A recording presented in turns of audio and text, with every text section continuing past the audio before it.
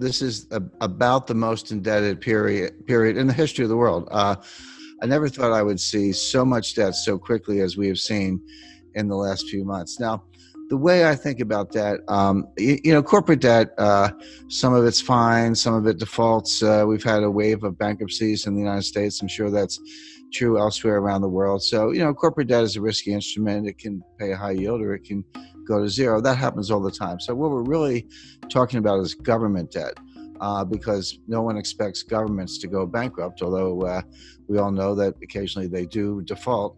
We've seen many cases of that, but certainly not the United States or the UK or Spain or France. No one expects any of those countries to default anytime soon. But the way I think about debt is I use the debt-to-GDP ratio, because debt is not automatically a problem. It may be a problem or it may not be a problem. It all depends on how much income or output you have to service the debt. So just to give a simple example, let's say you have a credit card and you have a $50,000 balance on your credit card. You owe the bank $50,000. Is that a problem? Well, if you make $20,000, it's a big problem. You're probably going to go bankrupt. But if you make $200,000, you could probably, write a check and pay it off. So the answer as to whether the debt is a problem or not can only be thought about in relation to your income. And so I use the debt to GDP ratio. I say, how much debt does a country have? How much debt is outstanding? And how big is their GDP? And when you use that ratio, if you're at, say, 30% or even 40%, that's a comfortable ratio. Yes, you have some debt, but you also have, say, a strong economy and your ability to service the debt by collecting taxes or other sources of revenue is very reasonable, and that debt level is sustainable. But when you get up to 60% happens to be the level under the Maastricht Treaty, where the members of the European Union are not supposed to have debt in excess of 60% of their GDP. Now, many of them do. I'm not saying this is a hard and fast rule, but that's where Angela Merkel gets a little bit upset when you're above 60%. And Spain and France and some other, Italy certainly are above that threshold. But there's another threshold that's important, which is 90%. And 90% comes out of the research of Ken Rogoff and Carmen Reinhart. And what they've shown in developing markets, developed markets throughout the 20th century, recently, in the distant past, no matter where they look, once a country gets above 90% debt to GDP, a couple things happen. Number one, debt is no longer productive. The idea of borrowing is I'll borrow a dollar. And dude, I'm going to do something with that money. Huh? Yeah, I'll borrow the dollar, I'll spend the dollar, but I'll get $1.20 of GDP because, I'll spend it on something, but then the recipient, he'll spend it, and then someone else will spend it. And by what's called velocity, or the turnover of money, you'll actually get more than you borrow. That's Keynesian economics, very simplified version of it.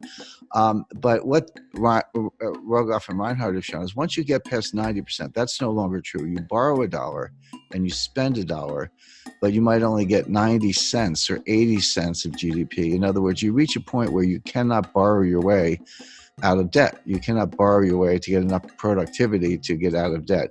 And then you're sort of in a doom loop or a death spiral. Well, I mentioned 30% is comfortable, 60% is a problem in Europe, 90% is this critical threshold. The United States today is at 106%.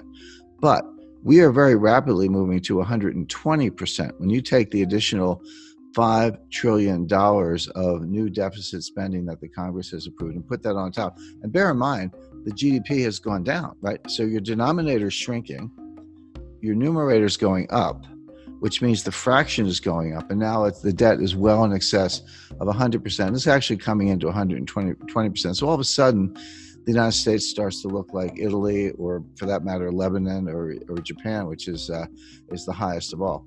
Now, the modern monetary theorists, MMT, modern monetary theory, whom I completely disagree with. I know a lot of them. I know Stephanie Kelton. She's a big brain. She's one of the thought leaders. She has a new book coming out.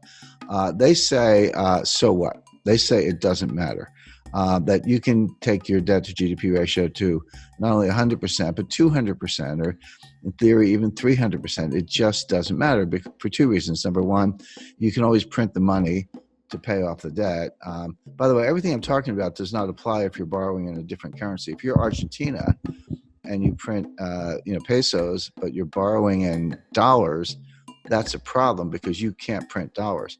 But of course, the United States can print dollars. The ECB can print euros. Bank of Japan can print yen. And if that's the currency of your debt, just print up the money. What's the problem? And they have other solutions. If inflation starts to take off, just raise taxes. I'm not so sure about that. You borrow yourself into oblivion, you get inflation, and you think you can tax your way out of it. That doesn't sound like a very good way to go. But the bottom line is that all the countries, starting with the United States, but all the major developed countries, are now in these sky high and rising debt to GDP ratios. Now, the question is, what's going to happen next? Interest rates are extremely low. The central banks have made them low. So the debt service is not that great. The debt is huge. But if you're only paying, a fraction of 1%, it's not as if you're incurring a lot of interest expense, which of course adds to the deficit. So that's the first thing.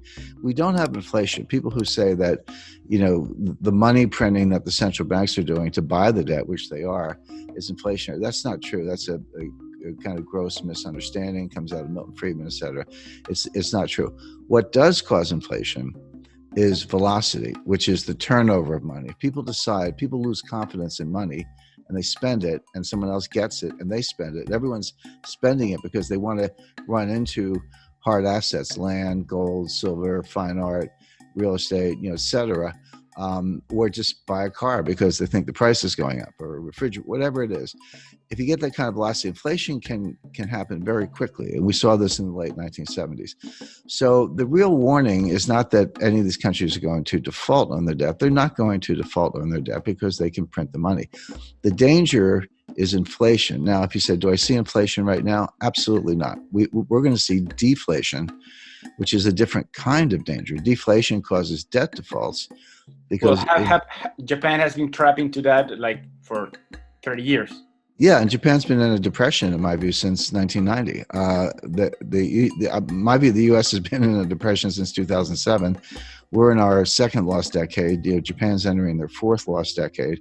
But it's as if all the countries in the world are getting more and more like Japan. I had a meeting with Saki Kibara-san. He was very famous in the 1980s. He was known as Mr. Yen. He was an assistant finance minister in Japan, but he was called Mr. Yen. But very smart guy, very nice guy. And I confronted him on this. I said, Saki Kibara-san, your debt keeps going up and your debt to GDP ratio is sky high and your GDP is kind of flat. And he said, yes, but you're missing one thing. He said, our population is going down, which is true. So on an overall basis, they're flat, but on a per capita basis, their GDP is actually outperforming. So I said, so the logic of that is someday there'll be one person left in Japan and she will own the entire country and be the richest person in the world. Well, it's very bad for Argentina, and here's why. If you, or Chile for that matter, if you borrow in dollars and then we have deflation, what does that mean? It means the value of cash is going up, but it also means the value of the debt is going up. So even if you have very low interest rates, which we do, when you borrow in dollars and the dollar is worth more, that's what deflation is. Your dollar is worth more. That means your debt is also worth more, meaning you owe more debt in real terms. The nominal debt's the same. So if you borrow 100 million, you owe 100 million. That doesn't change. But if you have deflation, so that the 100 million is actually more valuable. See, this hasn't happened since the 1930s. People don't understand. No one alive has really lived through a strong deflationary period. A lot of us have experience with inflation. We had it in the United States in the late 70s, and you're right, Argentina has had it on multiple occasions, and we can name other countries. People have a sense of what to do in inflation, but no one alive has experienced serious deflation since the 1930s. And if you did, you're 95 years old today. So people don't really understand it. But one of the things it does, it makes the real value of debt go up. So in real terms, you owe more money. So if you were in trouble to begin with and you borrowed money to get out of trouble, but the value of the debt goes up, now you owe more money. Now where do you stand? It may not show up in interest payments, but every dollar becomes more and more difficult to get. The dollar's worth more. So what it means is that you see a strong dollar. Now, your local currency could be weaker against the dollar. That's true. That could help exports. It could help tourism.